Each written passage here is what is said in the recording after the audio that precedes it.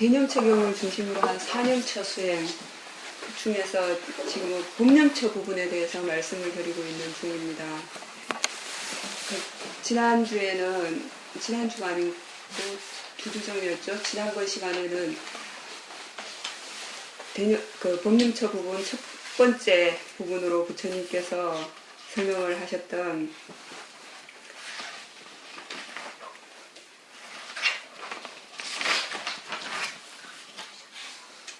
다섯 가지 장애에 대해서 이제 말씀을 드렸고, 오늘은 그 오온이라는 부분에 대해서 이제 먼저 설명을 드릴까 합니다. 여러 가지 본문을 통해서 많이 틀어는 보셨을 겁니다.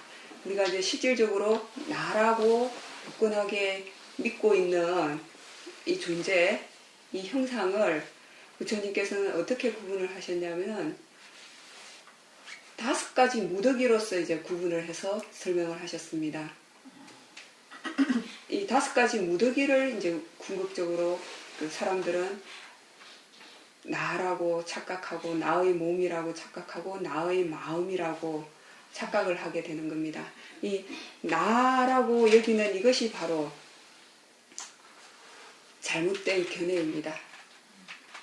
물질은 단지 물질일 뿐이고 마음은 단지 마음일 뿐인데, 자연적인 현상으로서 생겨날 원인이 있어서 생겨나고, 원인이 다하면 사라지고, 더 이상 생겨날 원인이 없다면 더 이상 생겨나지 않는 것일 뿐인데, 생겨나는 순간 그것을 나라고 잘못 생각하기 때문에 그것을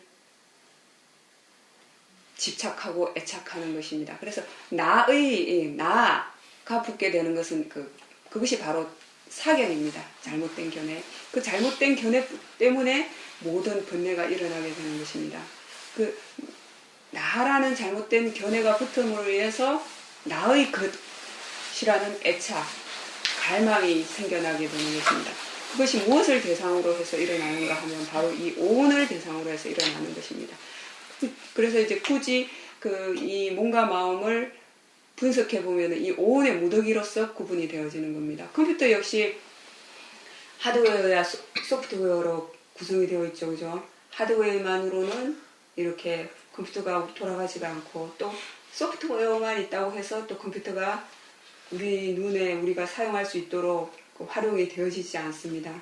그와 마찬가지로 인간의 몸과 마음도 마찬가지입니다. 몸과 마음이 함께 작용을 할 때 이제 우리가 살아서 움직인다라고 표현을 하셨는데, 이제 부처님께서는 이 몸과 마음을 크게 이제 5가지 구분으로 나누셨어요. 그 첫 번째가 이제 물질, 우리가 생각하는 몸이죠. 이게 이제 물질인데, 언젠가 제가 물질에 관해서 이제 잠깐 설명을 드렸었습니다.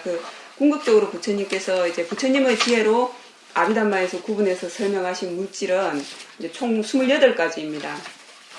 28가지인데, 이제 이 물질은 그렇다면 어떻게 해서 생겨나게 되는가 하면은 이제 과거의 업으로 인해서 지금 현재의 물질이 다시 생겨나게 되고, 지금 현재 그것도 원인이 남아있다면 미래의 물질이 또 생겨나게 되는 원인이 되는 것입니다. 그 다음에 두 번째, 마음으로 인해서 생겨나는 물질들이 있습니다. 여러분들 살아오시면서 한 번쯤 화가 나 보신 적 있었을 거예요, 그죠? 화가 났을 때 가슴이 어떻든가요? 답답해지든지 흥분을 하게 되면 또 두근두근하고, 그런 것은 바로 마음으로 인해서 생겨나는 물질이에요. 그리고 기쁘거나 막 그렇게 되면 또 어떻게, 그럴 때 생겨나는 가슴에서 느껴지는 느낌들이나 감각들이 있죠, 그죠? 마음의 감정에 따라서 몸의 감각들이 달라지게 됩니다. 그게 바로 마음으로 인해서 생겨나는 물질이에요. 여러분들 또 자선하실 때, 수행체 같은 데 가서 이제 좀 모처럼 집을 떠나서 이제 수행체에서 수행을 하니까 좀 잘해보겠다 하는 마음이 붙어서 또 이제 좀 오래 앉아있어 보면 어떻습니까? 오래 앉아있으면 이제 또 자극적인 부분에 통증이 시작되면서 어떨 때는 막 다리가 굳어서 어떻게 될 것 같은 그런 느낌들이 일어나죠, 그죠?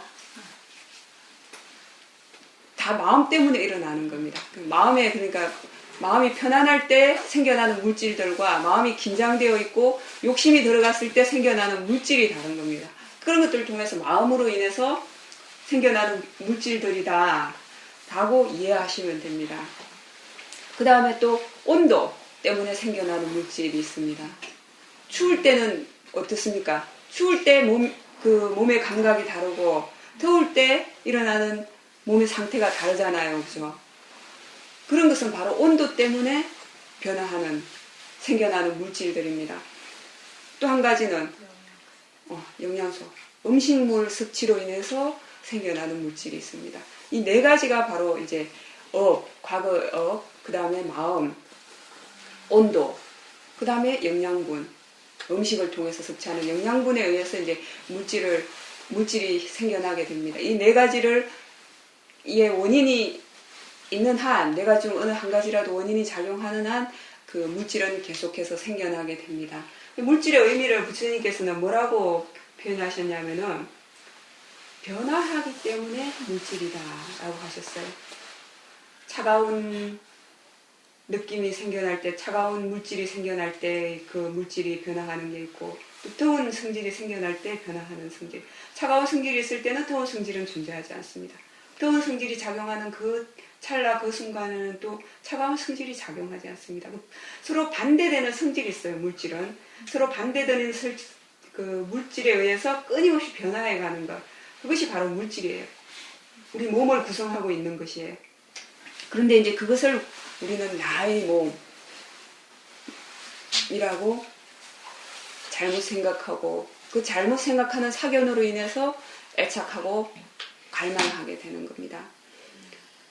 이 물질이 이제 부처님의 지혜로 구분을 했을 때는 총 28가지가 있는데, 그 중에서 이제 10가지는 일반 수행자의 지혜로 구분되어지지 않습니다. 18가지만이 이제 보통의 사람들이 수행해서 지혜로서 구분하고 관찰이 가능한 것인데, 그중 수행자들이 가장 쉽게 관찰할 수 있는 것이 바로 근본물질 4가지, 흔히 4대라고 표현하죠. 지수화풍 4대. 그러면 이제 지수화풍 4대는 어떻게 관찰을 했느냐, 이제 이미 예전에 한번 본문에서 설명을 드렸지만 다시 한번 설명을 드리겠습니다. 자, 지금 자신의 몸을 대상으로 한번 주의를 기울여 보십시오. 우리 몸에 주의를 기울여 보면 딱딱한 부분이 있을 거예요. 그것이 바로 지대의 성질 때문에 그렇게 딱딱하게 느껴집니다. 그럼 딱딱함을 관찰하게 될 때 그것은 지대의 성질을 관찰하는 것이라고 아시면 됩니다. 그 다음에 딱딱한 부분이 있으면 부드러운 성질이 있어요. 각 그 반대되는 성질이 함께 작용을 합니다. 그래서 지대에는 딱딱한 성질만 지대의 성질이 아니라 딱딱한 성질과 부드러운 성질이 둘 다가 바로 지대의 성질이에요. 수대의 성질은 어떤 그 자체로서 하나가 이렇게 분명하게 수대의 성질만으로 관찰하기는 아주 힘들다고 해요.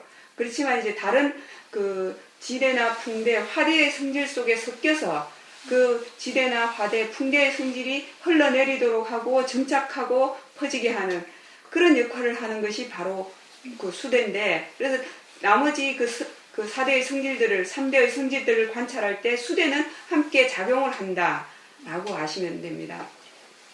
풍대 같은 경우에는 이렇게 마시 쪽에서 수행을 먼저 해보신 분들은 배가 부르고 꺼지는 그런 그 관찰을 많이 해보셨을 거예요. 지금도 실제로 확인을 할 수 있습니다. 자기 배 부분에다가 가만히 주의를 기울이면 숨을 들이쉬게 될 때 배가 부르고 불러지고 부풀어지고 또 꺼지는 작용들이 있습니다. 이게 바로 풍대의 작용에 의해서 우리 몸속에는 풍대의 성질이 작용하기 때문에 그 성질에 의해서 이런 현상이, 배가 부풀어지고 꺼지는 이런 현상들이 일어나는 겁니다. 이 풍대의 성질이 작용하지 않는다면 대소변도 내려가지 않습니다. 이 풍대의 성질이 작용하기 때문에 밀려서 바깥으로 배출이 되는 겁니다. 화대, 차고 더운 성질. 자신의 몸에 주의를 한번 기울여 보세요. 더운 성질이 있고 또 그 바깥에 노출이 많이 되었거나 방금 밖에서 들어오신 분들은 또 부분적으로 차가운 성질이 있을 거예요. 차가운 성질이 작용하는 부분에는 더운 성질이 없습니다. 더운 성질이 작용하게 되면 또 차가운 성질은 존재하지 않습니다. 이 차고 더운 성질이 바로 붕대의 성질이에요. 이렇게 각각의 성질로서 관찰을 할 수가 있게 됩니다. 이런 각각의 성질들이, 4대의 성질들이 끊임없이 생겨나고 사라지고 합니다. 자선을 오래 해보면 어떨 때는 통증이 지속됩니다. 다리의 통증이. 그러면 이제 그 통증이 어떤 사람을 보면 계속된다고 생각을 합니다. 그 계속된다고 생각하는 게 되는 것은 무엇이냐면은 통증에다가 밀착을 해서 그 내용을 보기 때문입니다. 그 내용을 보게 되면은 모든 번뇌의 특징은 내용을 대상으로 합니다. 빠냐티 개념을 대상으로 하게 됩니다. 개념을 대상으로 하게 되면은 번뇌가 생겨나게 됩니다. 지혜로서 볼 수가 없어요. 궁극적인 진리의 차원에서는 사실은 10분 전부터 지금까지 통증이 지속됐다면은 10분 전의 통증은 10분 전에 생겨났다 사라진 거예요. 그리고 9분 전의 통증은 9분 전에 생겨났다 사라진 거예요. 1분 전의 통증은 1분 전에 새로 생겨나서 새로 사라지는 거예요. 그런데 내용을 보게 되면 그러니까 대상 쪽에 밀착해서 통증 그 자체에 밀착해서 관찰을 하게 되면은 10분 전의 통증이 지금까지 쭉 이어서 항상 하다고 잘못 생각하게 됩니다. 그렇게 되면 번뇌가 일어나게 됩니다. 그것이 잘못된 견해예요. 항상 하지 않은 것인데 항상 하다고 관찰하게 되는 것. 잘못 알게 되는 것. 그것이 바로 근본은 잘못 아는 모하 때문이고 어리석음 때문이고, 그렇게 통증을 또 이제 통증에 밀착해서 관찰을 하게 되면은 반드시 대상의 내용을 보게 되고, 그렇게 되면 번뇌가 따라붙게 됩니다. 그래서 그렇게 몸의 불편한 감각이나 몸이 아플 때, 병이 들었을 때는 좋은 느낌이 생겨날 수가 없어요. 그랬을 때는 대상 쪽에 밀착해서 보게 되면 번뇌가 더 강해집니다. 왜냐하면 여러분들 그런 경험 해보셨을 거예요. 화가 났을 때도 마찬가지입니다. 미운 사람 자꾸 보면 어떻게 됩니까? 더 밉습니다. 더 화가 납니다. 그럴 때는 그 대상 자체를 보지 말고, 견해가 그 순간에 잘못된 거예요. 그 대상을 계속해서 대상에서 밀착해서 보게 되면은 그 마음 쪽의 견해를 볼 수가 없어요. 그럴 때는 대상을 보지 말고 그 이면에 자신이 어떻게 생각하는가를 관찰할 수 있으면 더 좋아요. 자신의 견해를. 자신이 그 사람에 대해서 이건 미워할 대상이다, 아픈 것이다, 그러니까 싫어할 것이다 라는 견해가 작용하기 때문에 통증이 아프다고 느껴지고 그 사람이 더 미워지는 거거든요. 생각을 해보세요. 그런데 통증도 하나의 느낌으로서 알 수 있잖아요. 그죠? 편안한 느낌과 아픈 불쾌한 느낌이 같아요, 달라요? 다르죠. 실제는 같아요. 내용을 보면 분명히 다릅니다. 그죠? 내용을 보면 분명히 달라요. 편안한 느낌과 아픈 통증 그 자체, 대상 그 자체에 밀착을 해서 보게 되면은 이것은 편안한 느낌은 사람들은 좋은 느낌이다 라는 견해로서 보게 되기 때문에 좋아하게 됩니다. 그 이면에는 바로 그 탐심이 작용하고 있는 거예요. 좋은 느낌이라고 생각하는 잘못된 견해가 작용하는 거예요. 통증 같은 경우에는 밀착해서 보면 통증을 좋아할 사람은 없어요. 이것은 싫은 대상이다, 싫은 느낌이다 라는 고정관념 때문에 싫어하는 마음이 자동으로 일어나게 되는 거예요. 그럴 때는 통증 그 자체에, 미운 사람 그 자체에 이렇게 대상 쪽에 꽂혀서 봐야 하는 게 아니라 자신의 견해를 관찰할 수 있으면 더 좋고, 그게 안 되면 그쪽을 보지 말고 자신의 마음이 못 견뎌하는 것, 미워하고 싶은 욕구, 싫어하고 싶은 욕구, 그것을 보셔야 돼. 마음을 보셔야 돼. 통증 같은 게 있을 때는 그런 강한 통증, 그런 것은 보지 않아도 마음이 이미 알고 있어요. 여러분들 살아오시면서 뭔가 화가 난 일이나 뭔가 강한 자극, 그런 것들은 의식하지 않아도 그것이 해소되지 않는 한은 마음 밑바닥에서 계속 작용하고 있어요. 그럴 때는 일부러 그런 것은 관찰하지 않아도 돼요. 그 대상에 대해서 마음이 반응하는 것, 동요하는 그 마음을 먼저 봐주셔야 돼요. 그래서 그 대상에 대해서 그 좋다 싫다 하는 그 생각이 사라지고 나면은 단지 대상을 대상으로만 자연적인 현상으로만 관찰을 할 수 있게 된다면 편안한 느낌이건 통증이건 똑같아. 대상은 대상일 뿐입니다. 그죠? 이제 시험으로 그러니까 필기 시험을 쳐서 주관식으로 제출해도 쓰라고요. 아마 95% 이상이 정답을 써낼 것 같아요. 그죠? 근데 실제 번뇌에 직면했을 때는 이제 그 순간은 지나갔지만 예. 앞으로 최소한 한 번은 그런 고통이 오게 됩니다. 세오민 큰사야도께서 예. 뭐라고 말씀을 하시냐면은 임종에 저음하셔가지고 지금 떼자니아 사이롭게 사람이 죽는다는 것은 더 이상 극복할 수 없을 만큼 아프기 때문에 죽게 되는 거다 라고 말씀을 하셨습니다. 그래서 만약에 지금 여러분이 지금 이 통증에 대해서 고통을 관찰하는 부분에 있어서 어떻게 관찰하는가에 능숙해진다면은 뭐 앞으로 최소한 한 번은 죽음을 경험하게 되잖아요. 그렇지. 누구나. 네. 그 중간에 아무 일이 없다 하더라도 큰 고통을 직면하게 그때 편안하게 지혜를 개발하면서 갈 수가 있게 됩니다. 자, 만약에 그때가 온다면 네. 지금 과거에 그 치질 경험을 돌이켜가지고 수술했던 그 경험을 돌이켜서 어떻게 관찰하시겠어요? 그렇게 극심한 고통이 일어날 때 어떻게 관찰을 하시겠어요? 자, 가장 먼저 뭐부터 해야 될까요? 아까 말씀드렸어요. 일단은 견해가 잘못되면 모든 것이 다 잘못됩니다. 예. 새카만 그 서현스님이 가끔 이제 저는 농도가 아주 짙지 않고 서현스님은 새카매요. 저보다 농도가 더 짙어요. 그래서 이제 밖에 있다가 방에 들어가면 그런 소리를 가끔 해요. 왜 불을 안 켰지? 이제 변색렌즈를 끼니까 바로 색깔이 안 변하니까 그 자신이 안경을 그 선글라스를 지금 현재 끼고 있다는 사실을 망각하게 되면 세상이 어두워진 거예요. 맞아요.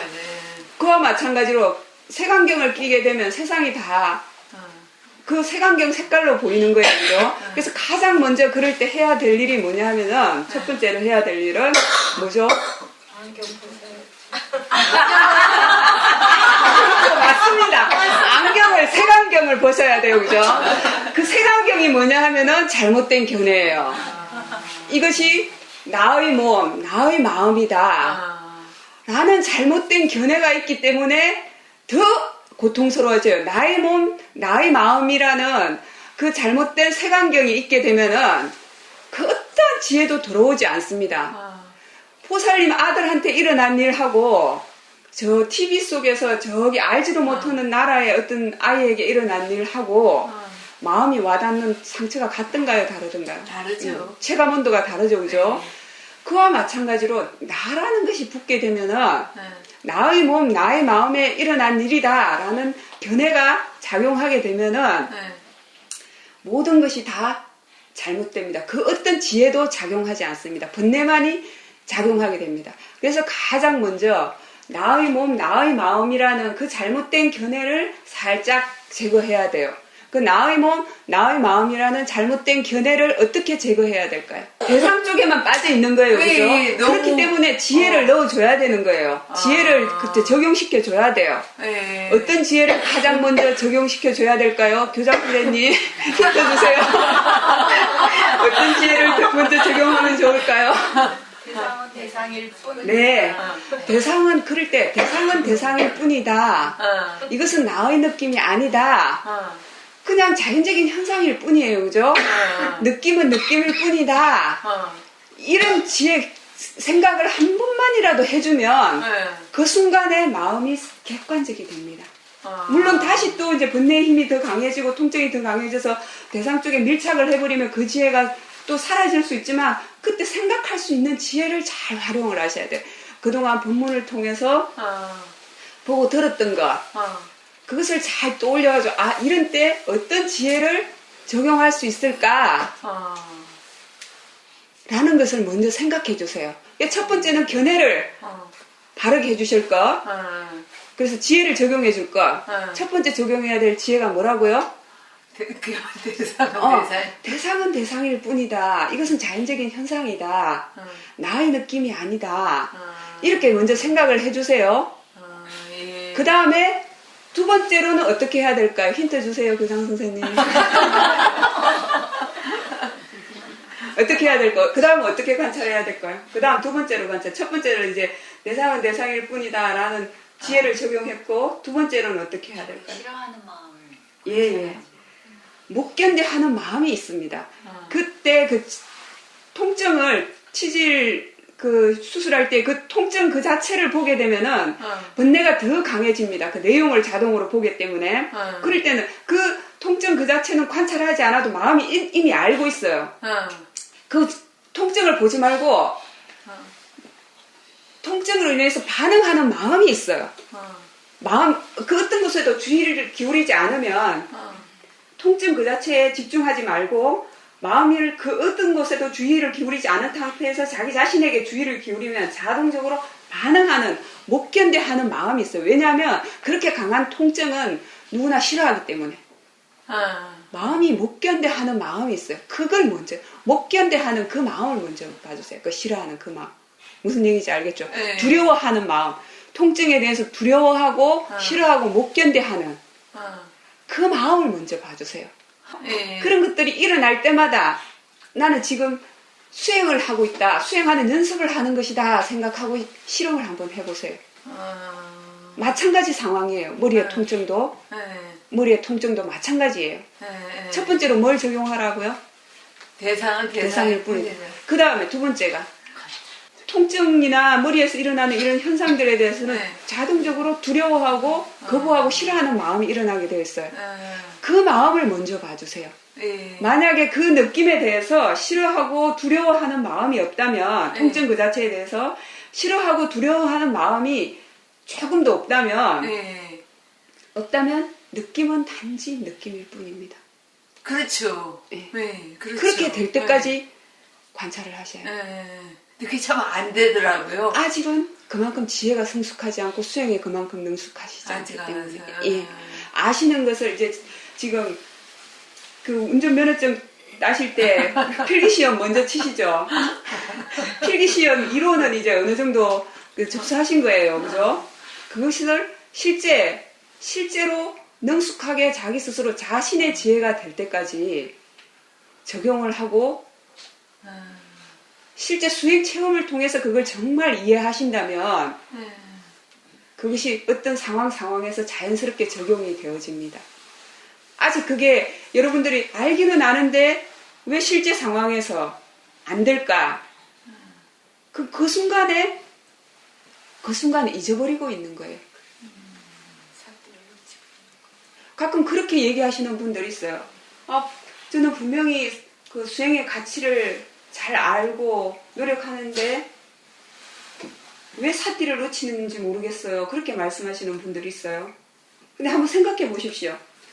삿띠를 놓친 그 순간에 수행의 가치를 아는 마음이 있던가요? 없죠. 네. 그 수행의 가치를 아는 마음이 그 순간은 없기 때문에 삿띠를 놓치는 거예요. 번뇌의 마음이 더 강하게 작용하기 때문에. 지혜가 어느 날 갑자기 큰 지혜가 생기는 거 아니에요. 이런 작은 지혜를 모으고 또 연습하고 또 느슨해졌으면 다시 또 더 능숙해지도록 하고 어느 순간 이게 처음에는 이제 삿띠가 앞장서서 지혜를 이끌어 오게 됩니다. 그러다가 이제 이게 실제 수행 체험을 통한 그 지혜가 점점 더 힘이 강해지게 되면 어느 순간부터 그 지혜가 그러니까 삿띠가 들어오는 순간 함께 지혜가 작용을 하게 됩니다. 수행 체험을 통한 지혜가 정말 많아지게 되면 그렇게 되면 의도적으로 그 사유를 통해서 지혜를 막 적용해주고 하시지 않으셔도 돼요. 최소한 그 정도 될 때까지는 노력을 하셔야 돼요. 그렇게 되지 않으면 1보 전진, 3보 후퇴 평생 반복하다가 수행하는 흉내만 내면서 맞아요. 끝나게 되는 겁니다. 미얀마의 어떤 스님께서는 그런 말씀을 하셨어요. 어떻게 보면 수행은 죽을 때 잘 죽기 위해서 수행하는 것이다. 죽음에 임박해서 잘 일하는 것은 어떻게 잘 해보려는 것은 그때 수행하려면 이미 늦은 거예요. 맞아요. 어떤 분이 그렇게 사여롭게 여쭤봤어요. 수행을 하지 않았던 분인데 죽음에 임박했을 때 어떻게 해줘야 합니까? 그냥 업에 따라서 잘 가도록 손을 들어서 그 상황에서는 이미 늦었다는 거예요.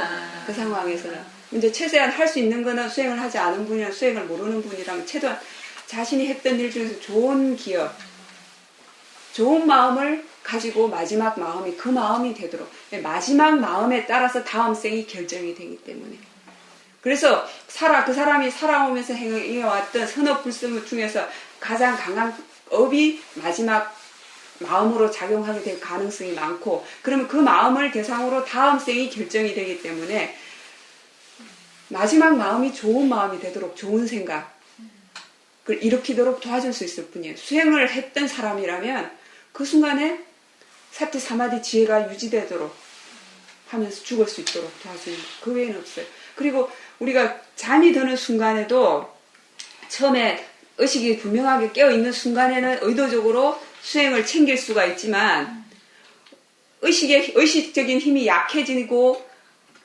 어느 정도 숙면에 접어들어서 꿈속으로 접어들고 할 때는 의도적으로 사띠를 챙길 수 있던가요? 그때는 의도적으로 아무것도 할 수가 없어요. 그때 나아갈 수 있는 것은 뭐냐 하면은 지혜의 힘이에요. 수행 체험을 통해서 익혀놓은 지혜의 힘만이 작용할 수 있는 거예요. 죽음의 점에서도 마찬가지. 그러니까 매일 밤 잠들 때 여러분은 죽음을 연습하신다고 생각하면 죽는 과정이 이와 같이 된다라고 생각하시면 됩니다. 큰 사야도께서는 세우미 떼자니아 사야도 어렸을 때부터 이런 말을 자주 물으셨다고 해요. 밤에 잠이 들 때 마지막 마음이 무슨 마음인지 아느냐. 마지막 마음이 잠들 때 마지막 마음이 어떤 마음인지 아세요? 몰라요.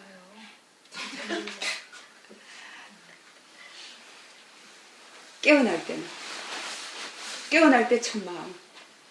알지. 사티가 자연적인 성품이 되면은 잠이 드는 마지막 마음을 알 수가 있어요.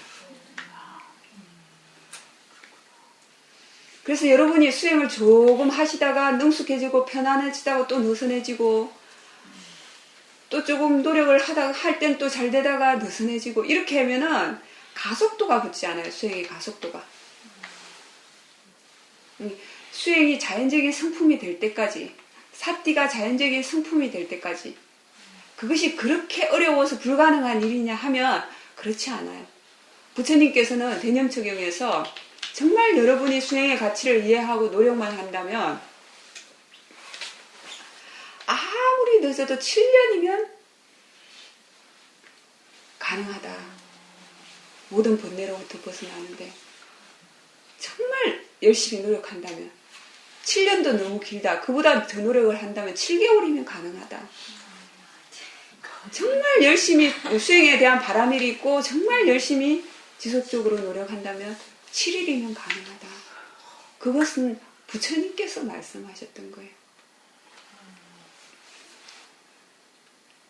그것은 사실 부처님의 말씀이고 이러한 확신은 자기 스스로 자신의 수행 속에서 체험을 해야 합니다. 그래야 수행하고자 하는 마음이 생겨나게 됩니다.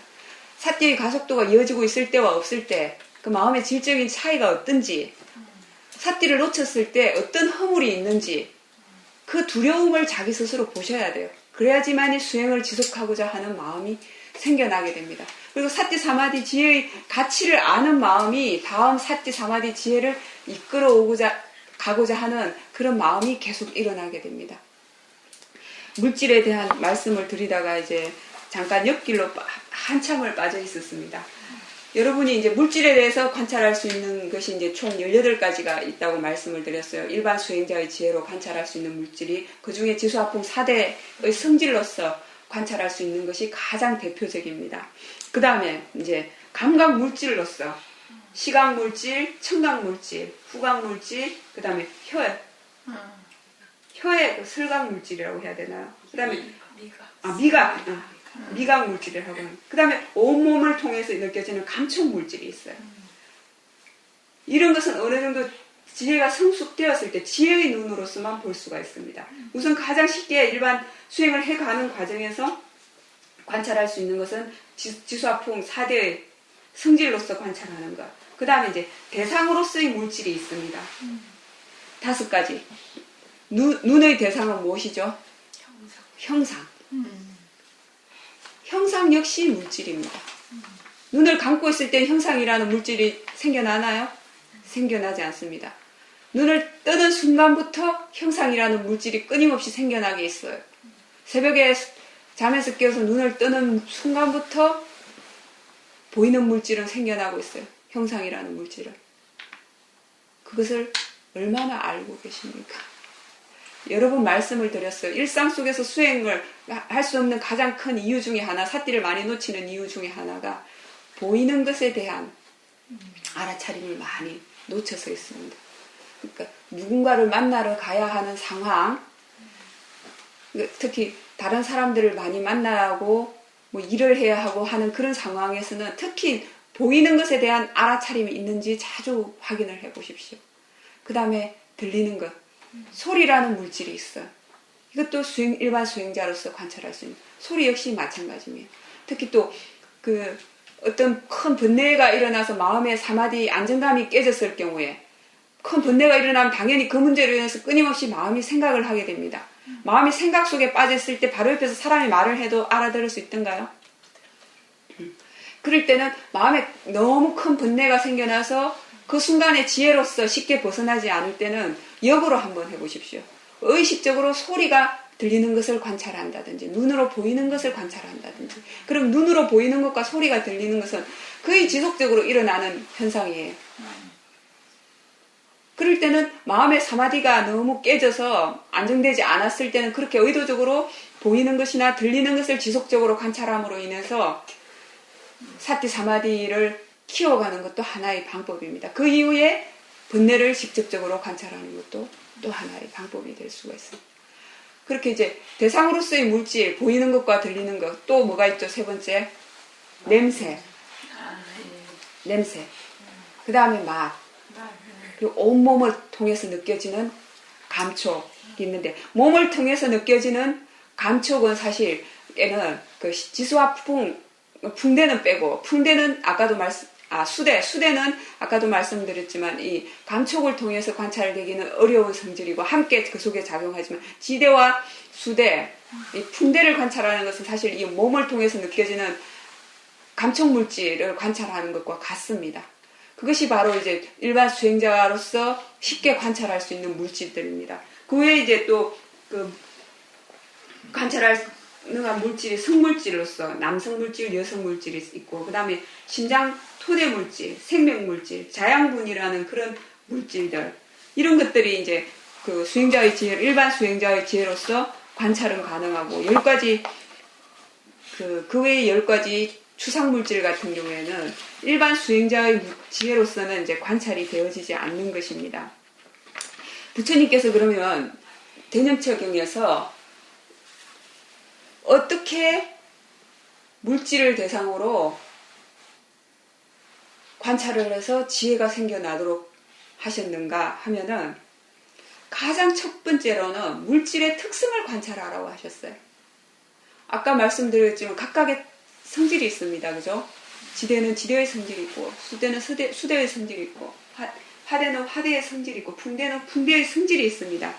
첫 번째로는 그 물질의 성질로서 특성을 관찰하라고 하셨고 두 번째로는 그런 물질의 일어남을 알라고 하셨어요. 이 물질의 일어남을 알라는 것, 생겨남을 알라는 것은 일어나는 원인을 알라고 하시는 말씀과 같아요.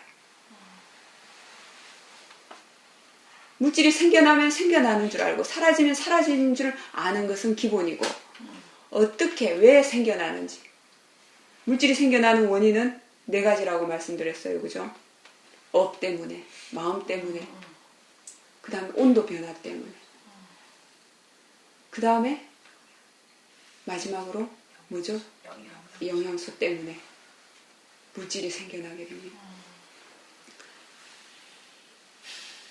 이렇게 부처님께서 그러면 오온의 물질이 생겨나고 또 이러한 물질이 사라지고 하는 것을 관찰하게 됐을 때 궁극적으로 어떻게 되는가?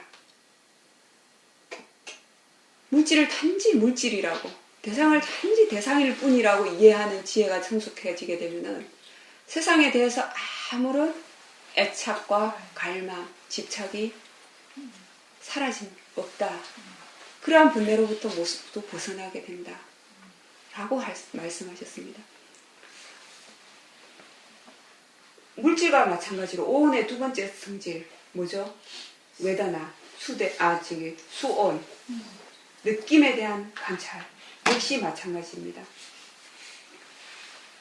마음이 작용할 때 항상 함께 일어나는 마음 부수가 바로 7가지입니다.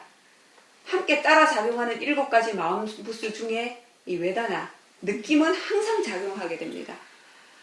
그래서 어떤 현상이 일어나건 거기에 대해서 마음이 즐겁다고 느끼고 괴롭다고 느끼고 혹은 즐겁지도 괴롭지도 않은 무덤덤하다고 느끼는 이 3가지 느낌 중에 한 가지는 반드시 작용을 하게 됩니다. 그래서 이것이 느낌이다. 이것이 느낌의 일어남이다. 이것이 느낌의 사라짐이다. 라고 관찰을 하셔야 됩니다. 그 다음에 이 마음과 함께 일어나는 마음부수가 총 52가지인데 이 중에서 지금 외다나, 수온과 상온도 사실은 마음부수에 속합니다. 52가지 마음부수인데 부처님께서 오온에서 이것을 굳이 따로 구분하신 것은 그 성질이 분명하고 우리의 마음 조경 중에서 특히 수행자가 수행으로서 관찰할 수 있는 어떤 성질로서 아주 특별하게 작용이 분명하고 특징이 분명하고 중요하기 때문에 그 하는 역할이 중요하기 때문입니다. 그래서 따로 그 외다나 수온과 그 다음에 산야 즉 상온을 따로 구분을 해서 설명을 해 놓으셨고 나머지 50가지 마음보스를 쌍카라 즉 행원에 묶어서 설명을 해 놓으셨어요. 이 상온 초기불전 연구원에서는 이것을 인식이라고 설명을 하시는데 이것의 특징 이것의 작용은 어떤 것이냐 하면은 이 산야의 작용 없이는 여러분 그 어떤 것도 할 수가 없습니다. 지금 한번 여러분 눈을 감고 여기 사당 지하 법당으로 들어가는 현관문을 한번 떠올려 보십시오. 마음속에 자신이 기억하는 현관문이 떠올랐을 거예요. 그것이 왜? 산야의 작용 때문에 그렇게 다시 떠올릴 수가 있는 거예요.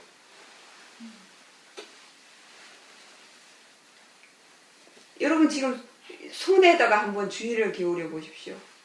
사람에 따라서 드러나는 부분이 다르기 때문에 그 수행자의 지혜에 따라서 드러나는 부분이 다르겠지만 각각 손이라고 했을 때 마음에 연상되고 떠오르는 형상이 있을 거예요. 그런 것도 바로 이 산야의 작용에 의해서 마음이 그렇게 생각하고 기억하고 하는 작용이 바로 이 산야의 작용입니다. 그러한 성질들을 알 때 이것은 산야의 작용, 상의 작용이다 라고 이해를 하시게 됩니다. 그 다음에 상카라, 조건지어서 형성되어지는 그런 모든 것이 바로 상카라의 작용인데 마음 작용이라고 생각하시면 됩니다. 수행상에서 관찰하게 될 때 가장 대표적인 그 상카라의 작용이 바로 의도 같은 것이죠. 여러분들 몸에서 가려움이 느껴지거나 자선 좀 오래 앉았을 때 지금도 불편함이 있을 거예요. 움직이고 싶고 그때 움직이지 말고 가만히 한번 있어 보세요. 움직이고 싶은 욕구가 작용할 거예요. 가장 쉽게 의도를 관찰할 수 있는 방법은 그런 것입니다. 그래서 어떤 분들은 의도적으로 관찰하도록 가르치는 그런 분들도 있어요. 이러한 것들이 이제 오온 중에서 외다나 느낌의 작용이다. 산야의 작용이다. 상카라 상온의 작용이다. 상카라 행온의 작용이다. 라고 아시면 됩니다. 이렇게 물질이 있으면 있고 없으면 없는 줄 알고 일어나는 이것이 물질이 생겨나는 것인 줄 알고 이것이 물질이 사라지는 것인 줄 알고 이것이 산야가 외다나 느낌이 일어나는 줄 알고 사라지는 줄 알고 산야가 일어나는 상이 일어나는 줄 알고 사라지는 줄 알고 일어나면 일어나는 줄 알고 가장 첫 번째로는 번뇌를 없애라고 하시지 않으셨어요. 부처님께서는 있으면 있는 줄 알라고 하셨어요. 거기에 대해서 좋다 싫다 하는 견해 없이 대상은 단지 대상일 뿐이다 라는 견해로서 그것이 가장 먼저입니다. 그래서 그 대상에 대해서 좋다 싫다 하는 고정관념, 견해 이것을 제거하는 것이 사실은 첫 번째입니다. 그 좋다 싫다 하는 견해 잘못된 사견을 제거하는 것이 가장 첫 번째예요. 그것을 제거하고 나면 남는 것이 뭐죠? 대상은 단지 대상일 뿐인 거예요. 그리고 마지막으로 오온의 마지막 식온, 윈냐냐. 이 식온, 윈냐냐의 특성은 수행자가 알든 못하든, 알지 못하든 대상이 일어나면 항상 함께 일어납니다. 그 윈냐냐의 그 식온의 성질은 뭐냐면 작용은 그냥 아는 기능만이 작용합니다. 그러니까 어떤 물질이 하나 일어날 때 윈냐냐는 반드시 그러니까 식온은 반드시 함께 생겨나게 되는데 물질이건 마음이건 일어나게 되는데 삿띠는 대상이 일어났을 때 있을 수도 있고 없을 수도 있습니다. 그런데 이 식온은 우리가 알아차리건 알아차리지 못하건 항상 생겨났다가 사라진다고 보시면 됩니다. 그 식온의 기능은 어떤 기능이냐? 단지 알기만 하는. 그런데 단지 왜 알기만 하지 못하느냐? 그것은 견해가 잘못되었기 때문에. 대상을 대상으로 아는 지혜가 약하기 때문에. 번뇌로서 그 대상을 관찰하기 때문에. 단지 알기만 하는 기능을 관찰하지 못하는 거예요. 여러분이 한번 삿띠를 두는 것의 의미는 바로 이러한 지혜를 키워가시는 거예요. 한번 알아차릴 때마다 대상을 단지 대상으로 아는 지혜의 힘을 키워가는 거예요. 그 다음에 법념처 수행에서 부처님께서 세 번째로 관찰해야 될 대상으로서 설명하신 것은 바로 6가지 감각의 장소입니다.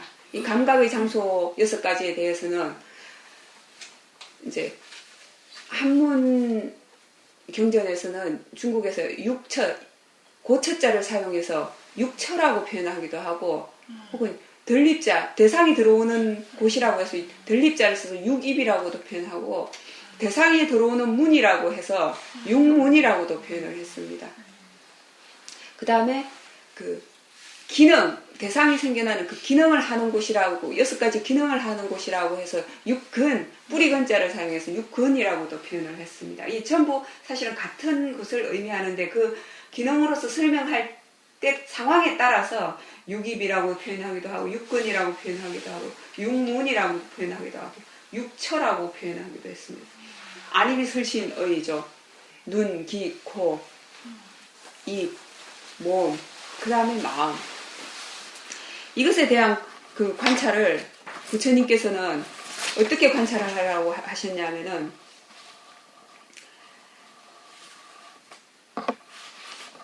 눈이라는 감각 장소를 알고 눈이라는 감각 장소를 통해서 일어나는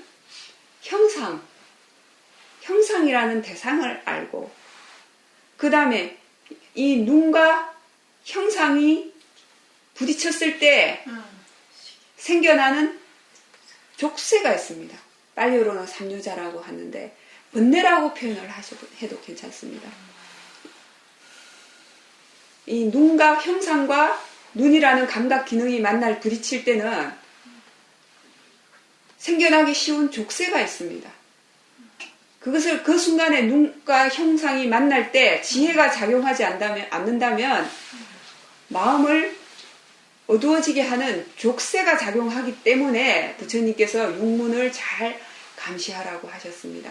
어떤 족쇄들이 생겨날 수 있냐 하면은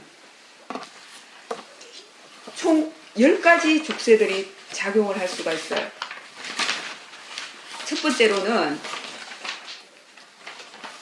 감각적 욕망이 생겨날 수가 있어요. 젊은 청년이 아름다운 여인을 보면 어떻게 되겠어요? 보이는 순간에 보이는 형상에 대해서 단지 형상은 형상일 뿐이다 라는 지혜가 없다면 어떻게 생각되겠습니까? 그 순간에 감각적 욕망이 일어나는 거예요. 아름다운 옷, 꽃 좋아하는 사람들 어떻게 됩니까? 아름다운 옷이나 꽃 뭐 이런 거 보게 되면 보이는 순간에 어떻게 됩니까? 번뇌가 생겨나게 되는 거예요. 감각적 욕망이 생겨나게 되는 거예요. 그렇기 때문에 항상 사띠와 지혜로서 안이비설신의를 잘 감시하고 보호하지 않는다면 번뇌는 바로 생겨나는 거예요. 언제? 보이는 순간에 형상과 안근이 눈이 부딪히는 순간에 생겨나는 거예요.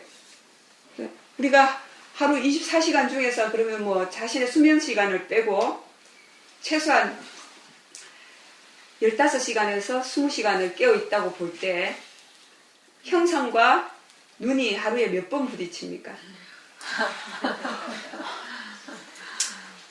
몇 번 부딪힙니까? 한도 끝도 없을 수 없을 것 몇 번 알아채십니까? 몇 번 대상을 대상으로 아는 지혜가 있습니까? 놓친 순간은 다. 어떻게 됐을까요? 다 번뇌가 작용한 거예요.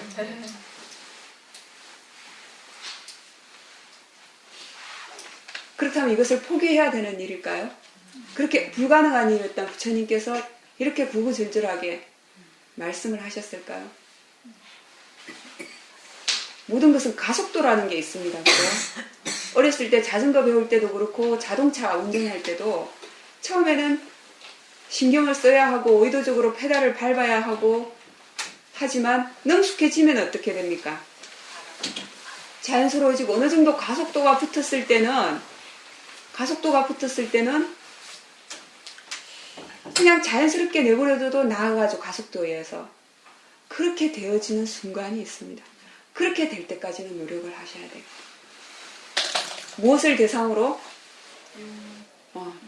육문을 대상으로. 육문을 통해서 눈과 형상이 부딪힐 때 한번 알아차리면 그 순간에 알아차림과 동시에 지혜가 한번 성숙해지는 거고 한 번 놓치면은 번뇌가 한 번 더 연습되어지는 거예요. 그와 마찬가지로 소리 역시 마찬가지예요. 귀라는 문을 통해서 소리는 끊임없이 완전히 잠에 골아떨어져서 의식을 잃는 이렇게 되기 전까지는 귀라는 문을 통해서 소리가 끊임없이 들립니다. 죽음의 저음에서도 가장 마지막까지 남게 되는, 작용하게 되는 감각기관이 바로 이 소리에 대한 귀의 작용이라고 부릅니다. 눈과 마찬가지예요. 소리가 들릴 때, 들리는 그 순간에 들리는 줄 아는, 대상을 대상으로 아는 지혜가 작용하지 않는다면 바로 그 순간에 번뇌가 일어나게 되는 거예요.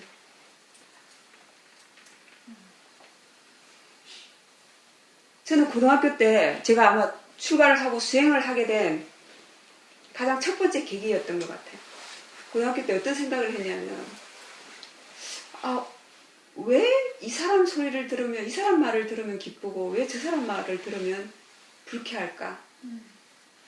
여러분 그런 생각 해보신지 않으셨어요? 왜 그때 제 생각은 어떠냐? 왜 나의 마음을 저 사람들 말에 의해서 이 사람 말을 들으면 기쁘고 저 사람 말을 들으면 불쾌할까? 왜 나의 마음을 목석처럼 그러니까 동의하지 않게 만들어 봐야겠다. 좀 그런 노력을 했던 적이 있었습니다. 출가를 하고 나서 그 기억이 또 떠올랐어요. 지금도 100% 자유롭다고 말할 수는 없습니다. 방법은 알지만. 여러분은 어떠세요? 한순간에 지혜가 없으면 그 순간에 소리가 들리는 순간에 번뇌가 일어나는 거예요. 그렇지만 단지 대상을 대상으로 아는 지혜가 있다면 눈이라는 문, 귀라는 문을 잘 감시하셔야 돼요. 눈이라는 문, 귀라는 문을 한번 보호할 때마다 삿띠와 지혜가 개발이 되는 거고 한번 놓칠 때마다 번뇌가 개발되는 거예요. 그렇게 번뇌를 한번 연습할 때마다 지혜가 그 순간 또 약해지는 거예요. 그 다음에 코라는 문을 통해서 어떤 대상이 생겨납니까? 냄새. 궁극적으로 부처님께서는 냄새는 냄새일 뿐이다 라고 하셨어요. 냄새가 단지 냄새일 뿐이다. 대상은 대상일 뿐이다. 라는 지혜로서 보게 되면은 그 어떤 냄새에도 조연할 수 있어요. 그죠? 그런데 그 지혜가 작용하지 않을 때는 좋다 싫다 하는 분뇌가 작용하는 거예요. 자, 불쾌한 냄새가 있습니다. 냄새가 지금 막 맡아져요. 어떻게 관찰해야 될까요? 불쾌한 냄새가 나타났어요. 있어요. 불쾌한 냄새일 뿐이다. 마음을 봐요. 예. 불쾌한 냄새일 뿐이다. 라고 보게 되면 싫은 마음이 더 강해집니다. 그래요? 왜? 그때 이 불쾌한 냄새다 라고 생각하는 견해가 잘못되었고 이미 내용을 보고 있기 때문에 어떻게 해야 될까요? 그 마음을. 어떻게 해야 할까요? 가장 아까 통증에 대해서 적용했던 지혜와 마찬가지입니다. 견해가 지금 이미 잘못되었어요. 그렇다면 가장 먼저 뭘 해야 될까요? 견해를 바로 해야 되죠. 그죠? 견해를 바로 해야 돼요. 어떤 견해를 적용해야 될까요? 냄새일 뿐이다. 냄새는 냄새일 뿐이다. 대상은 대상일 뿐이다. 라는 견해를 먼저 적용해 주셔야 돼요. 그렇게 적용을 하게 되면 마음이 싫다는 생각에서 살짝 벗어나게 돼요. 제정신이 좀 들어오는 거예요. 지혜가 좀 들어오는 거예요. 그럼 조금 떨어져서 보게 되는 거예요. 근데 그거를 이렇게 냄새를 맡았을 때요.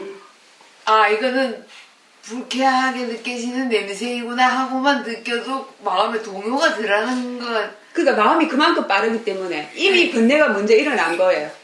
그렇기 때문에 이제 그때는 차후에 지혜를 다시 적용을 해줘야 되는 거예요. 그런데 만약에 네. 보살님이 정말 수행이 능숙해지셔서 네. 대상은 대상일 뿐이다, 그 냄새는 냄새일 뿐이다 라는 지혜가 항상 작용을 한다면은 네. 그 냄새가 생겨나는 순간에 대상은 대상일 뿐이다 라고 아는 지혜가 함께 작용합니다. 그렇게 되면은 네. 냄새가 생겨나는 순간에 번뇌가 생겨나지 않습니다. 여기 이걸 배우면서 얘네들은 냄새가 나는데 불쾌한 냄새가 난다 그러면 아, 나는 이 냄새를 싫어하는구나 이렇게 생각을 하니까 뭐 예를 들어서 쟤는 뭐 문 닫아 이렇게 난리를 쳤을 건데 예. 그런 게 별로 없어지고 예, 좀 그런 면은 있더라고요. 그래도 이제 수행을 좀 하셨기 때문에 그죠? 아, 그래요? 예. 그럴 때는 네. 나는 냄새를 싫어한다라고 생각하시지 마시고 이 네. 냄새는 단지 냄새일 뿐이다. 예. 알아차려야 될 대상일 뿐이다. 아. 그 생각을 먼저 적용해 주세요. 아, 그걸 뭐 예. 그 다음에 이제 혀끝을 통해서 혀를 통해서 느껴지는 맛이라는 대상이 있죠. 네. 평생 맛이라는 대상을 참 많이 찾아다니셨을 겁니다. 맛은 단지 맛일 뿐이다 라는 지혜가 없다면 대상은 대상일 뿐이다. 맛 역시 하나의 대상일 뿐이다 라는 지혜가 작용하지 않는다면 혀끝과 혀와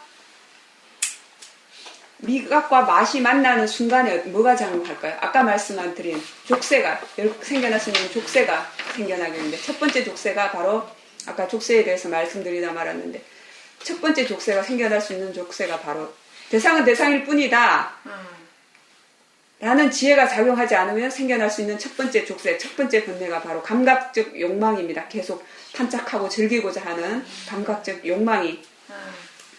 그 다음에 두 번째 싫어하는 마음. 싫어하는 마음, 도사의 성지, 적의 싫어하는 마음, 도사의 일종이 생겨납니다. 세 번째, 암환심이 생겨납니다. 다른 대상을 통해서도 암환심이라는 그 번뇌가 바로 이제 족세 세 가지입니다. 대상과 형상, 그러니까 육문과 형상이 부딪혔을 때 생겨날 수 있는 족세. 첫 번째로 가장 많이 생겨나는 것이 감각적 욕망이라는 족쇄거든요. 두 번째, 싫어하는 마음 중에 도사. 그 다음에 세 번째, 암환심. 그 다음에 네 번째가 사견입니다. 이것이 바로 나의 것이라고 생각하는 잘못된 견해. 사견의 대표적인 것이 바로 사견이 총 62가지인가가 있는데 그 중에서 가장 대표적인 사견이 바로 나의 것이라고 생각하는 것입니다. 여기에서 모든 다른 사견들도 파생이 되게 됩니다. 그 다음에 다섯 번째가 바로 의심. 의심은 무엇이냐면은 첫 번째로 가장 업과 업의 결과에 대해서 의심하는 것. 이것도 가장 첫 번째 의심이고 그 다음에 부처님의 가르침에 대해서 확신을 하지 못하는 것. 그것도 의심입니다. 이 두 가지에 대해서 의심이 있게 되면은 수행을 할 수가 없게 됩니다. 그래서 의심 역시 가장 큰 족쇄가 됩니다. 수행을 발전할 수 없게 되는, 지혜를 개발할 수 없게 되는. 그 다음에 여섯 번째가 잘못된 고행에 대해서 집착하는 견해가 있습니다. 가끔 그런 분들 보셨을 거예요.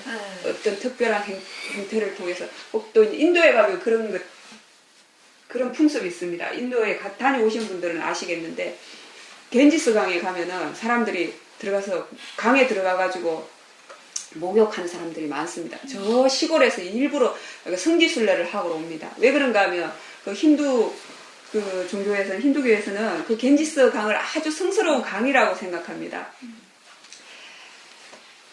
그 겐지스 강의 성스러운 물에 들어가서 목욕만 한번 하고 나오면 그동안에 잘못 저지른 신고의 그 모든 삼업, 불선업이 모두 씻겨 나간다고 생각하는 견해가 있어요, 그 사람들은. 그래서 그 사람들은 아주 멀리서부터 거기서 이제 성지순례를 해와서 겐지스강에서 이제 제업을 씻기 위해서 겐지스강에서 목욕을 합니다. 미얀마 난다말라 사유께서는 그 인도에 가셔서 그걸 보시고 뭐라고 설명을 하셨냐면, 그러면 그 겐지스강에 그 물고기들, 항상 사는 물고기들 제업이 하나도 없어야 되겠죠, 그죠? 그런 생각만 해봐도 그것이 효능이 있는지 없는지 알 텐데, 그럼에도 불구하고 그 잘못된 견해에 대한 집착이 너무 강하게 되면 그런 바른 사유를 할 수 없게 되는 거예요. 그렇지. 또 어떤 분들은 특정한 자세를 이상한 자세, 그러니까 불편한 이상한 자세를 장시간 취하게 되면은 몸에 고통을 가하게 되면은 또 모든 번뇌가 사라진다고 생각하는 사람들이 있어요. 이런 것도 바로 잘못된 견해예요. 이 잘못된 수행에 대한 집착. 이것도 하나의 족쇄입니다. 그 다음에 계속 태어나고자 하는, 계속 존재하고자 하는 욕구가 있어요. 이 계속 존재하고자 하는 이 욕구는 얼마나 강한가 하면은, 안함이 되어도 다른 감각적인 욕망 그러니까 그 감각적인 욕망도 모두 사라지고 도사의 좀 화내는 이런 번뇌도 다 사라지게 된다고 합니다. 그런데 이 계속 존재하고자 하는 이 욕망만은 남아있어서 안함의 상태에서 아라한의 지혜를 얻지 못하고 죽게 되면은 정거천이라는 천상의 세계에서 한 번 더 태어났다가 그 생에서 완전히 다시 태어나는 그런 윤회를 끝내게 된다고 합니다. 그 정도로 다시 계속 존재하고자 하는 욕구가 그만큼 강한 거예요. 마지막 여덟 번째로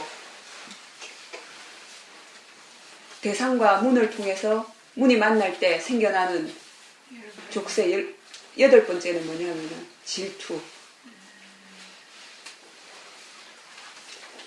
아홉 번째는 인색함. 여러분들은 그 오랫동안 수행을 해오셨으니까 질투, 인색함이 아주 많이 줄어드셨겠죠, 그죠? 그렇지만 그건 한번 직면해 봐야 됩니다. 특히 자기가 애착하고 탐착하던 그런 존재나 물건 그런 것들을 빼앗겼을 때 어떤 마음이 일어나는지를 한번 부딪혀 봐야 됩니다. 그 다음에 10번째로 가장 큰 모하의 종류인데 무지. 이 궁극적으로는 사성제에 대한 무지인데 가장 첫 번째로 여러분들이 주의해야 될 무지는 대상을 대상으로 아는 지혜를 놓치는 것. 이것을 아주 경계하셔야 합니다. 사성제에 대한 지혜를 개발하는 첫 번째는 바로 대상을 단지 대상으로 아는 지혜에서부터 시작을 한다고 생각을 하셔야 됩니다. 그래서 여러분이 한번 알아차림할 때마다 대상을 대상으로 아는 지혜가 개발이 되어 갑니다. 이 대상을 단지 대상으로 알 수만 있다면 여러분은 안입이 설시인의 육문을 통해서 그 어떤 형상이 부딪히건 마음이 동요하지 않을 수가 있습니다. 사티 사마디 지혜가 계속 개발이 되어질 수가 있습니다. 대상을 대상으로 아는 지혜가 약하거나 없기 때문에 육문이 육경, 그러니까 안입이 설신의가 6가지 대상을 만났을 때 번뇌가 생겨나게 됩니다. 그래서 한번 알아차림할 때마다 여러분은 지혜와 사띠와 사마디를 개발하는 것이고 한번 알아차림을 놓칠 때마다 번뇌를 한 번 더 연습하고 그동안 키워왔던 사띠 사마디 지혜가 약해진다고 생각하시면 됩니다. 번뇌는 더 이상 연습하지 않아도 됩니다. 그죠? 우리에게 너무 익숙합니다. 왜? 세세생생 그리고 이 생에 지금까지 살아오면서 너무 많이 연습을 해왔기 때문에 번뇌는 자연적인 성품이 되어 있습니다. 번뇌 쪽은 여러분이 신경 쓰지 않으셔도 돼요. 우리가 보호해야 될 것은 사띠 사마디 지혜입니다. 자신이 보호한 만큼 자신이 법을 보호한 만큼 그 법이 자신을 보호하게 될 것입니다. 그래서 우리가 이렇게 매 순간순간 안입이 설신에 의해서 일어나는 대상들에 대해서 사띠 사마디 지혜로서 대상을 단지 대상으로 관찰을 할 때마다 여러분은 지혜가 쌓여가게 됩니다. 수행자는 지혜가 쌓이게 어떤 지혜가? 대상을 단지 대상이라고 보이는 것을 단지 보이는 것이라고 알고 들리는 것을 단지 들리는 것이라고 알고 냄새를 단지 냄새라고 알고 맛을 단지 맛이라고 알고 감촉을 단지 감촉이라고 알고 마음을 단지 마음이라고 알게 됩니다. 그렇게 알아지는 순간에 여러분은 그 어떤 대상을 만난다 하더라도 마음이 동요하지 않습니다. 그렇게 되면 그러한 번뇌들이 안입이 설신의 육문을 통해서 번뇌들이 어떻게 생겨나는지를 알고 어떻게 생겨나는지를 이해하게 된다면 어떻게 하면 제거되는지를 어떻게 하면 사라지게 되는지를 알 수가 있게 됩니다. 그리고 그보다 지혜가 더 성숙해지게 되면 부처님께서 영원히 다시는 이미 제거된 번뇌가 생겨나지 않도록 할 수 있다 라고 부처님께서 말씀을 하셨어요. 지금 현재 번뇌가 일어난다면 그것은 과거에 번뇌를 연습을 했기 때문입니다. 지금 현재 번뇌를 연습하는 것은 미래에 다시 한 번 더 번뇌를 일으킬 연습을 하는 거예요. 대상 쪽을 보게 되면은 다 자동적으로 번뇌가 작용하게 됩니다. 대상을 느끼게 됩니다. 감정을 느끼게 됩니다. 거기에는 이미 번뇌가 있습니다. 그럴 때 가장 첫 번째로 해야 될 것은 뭐라고요, 보살님? 대상과 밀접했을 때 어떻게 첫 번째로 해야 될까요? 지혜를 적용해야 됩니다. 네. 어떤 지혜를 적용할까요? 있는 그대로 보는 거. 예, 있는 그대로 보려면 어떤 지혜가 있어야 될까요? 어떤 지혜가 있어야 될까요?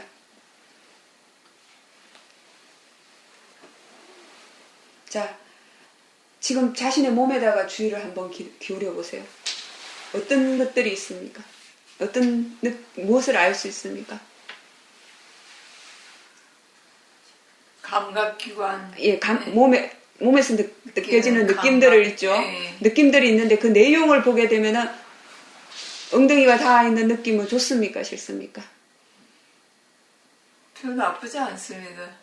그러니까 내용을 보게 되면 좋다 싫다 혹은 나쁘지 않다 이런 생각들이 작용을 하게 됩니다. 그죠? 근데 엉덩이에 닿아 있는 느낌도 알아차려야 될 대상이고 소리가 들리는 것도 알아차려야 될 대상이고 보이는 것도 알아차리는 대상이 된다면 대상은 전부 대상일 뿐이잖아요. 그죠? 이것도 한번 알아차리고 저것도 한번 알아차린다면 그 무엇이 일어나도 상관이 없는 거예요. 그죠? 그걸로 이제 싫다 좋다라는 분별심이 생겨나요. 그죠? 네. 그러니까 대상 쪽을 보지 말라는 거예요. 알아차림을 키워가라는 거예요. 그죠?